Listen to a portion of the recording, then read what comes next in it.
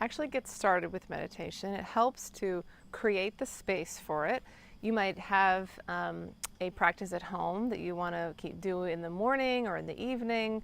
It's nice to have a yoga mat to lie on or a comfortable chair.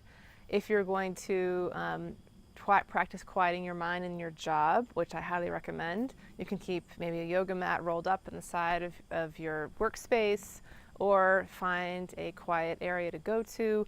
Just go outside if you can. It really is helpful, especially if in your job, if you can find other people that also want to do this, for that additional support and accountability to check in with each other and say, how's it going? I'm working on this, doing this, do you want to join me? And to encourage and support each other and troubleshoot where things might not be working, how to keep each other motivated, and so on. After you're creating this space, it really also helps to find a guided meditation if you haven't done meditation before. I happen to have guided meditations I do on my podcast called The Courageous Path. Some people like to just get relaxing music. I really love Tibetan singing bowls, any kind of chakra balancing music. And then in those guided meditations, you can listen to a voice that is reminding you to come back to your breath, that is guiding you along, so you're not just sitting there for 15 minutes or so just worrying the whole time or thinking the whole time. But eventually, after you start with the guided meditations, it's great to try to do it on your own. I always use relaxing music anyway, but on your own to kind of remember to come back to your breath and to let go of thoughts as much as you can. There's also what I call light meditation, which is what we do all the time throughout our days. Running, a lot of runners say they get into that flow, that zone where they're just all kinds of great ideas come. That's a form of meditation.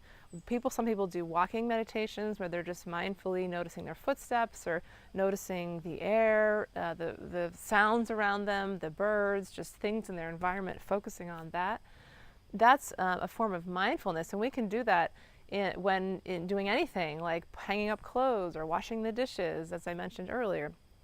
And that is actually so important, those little moments that we steal here and there, because we're developing that habit. We're creating a new way of thinking. We're changing our brains, which can take time. It can take 2 months, they say, to really change how we're thinking and how we're operating, and when we're feeling emotion, to not just kind of go through our day and have this tension in our chest all day long that we don't even notice, but to begin to notice that we're carrying this physical sensation in our bodies that is connected to an emotion, and our emotions are a way to guide us into our intuition as well. So the light meditations and the deeper guided meditations, or just kind of transcendental meditations, that's very popular these days. There's kind of 2 different purposes for these. I often like to lead guided meditations that are really invoking light and really diving into the subconscious and taking you almost into a higher realm, into a different place where your soul almost travels to.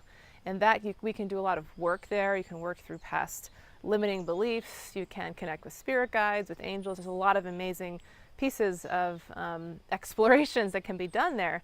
But the light meditations, those short 1 minute, noticing your breath, focusing on 10 breaths in a row, just saying, okay, I'm just going to notice my inhale and exhale for just this long, can be so helpful in the sense of creating new habits in our brains and changing how we're living our lives, transforming our entire realities just by starting to do this practice regularly.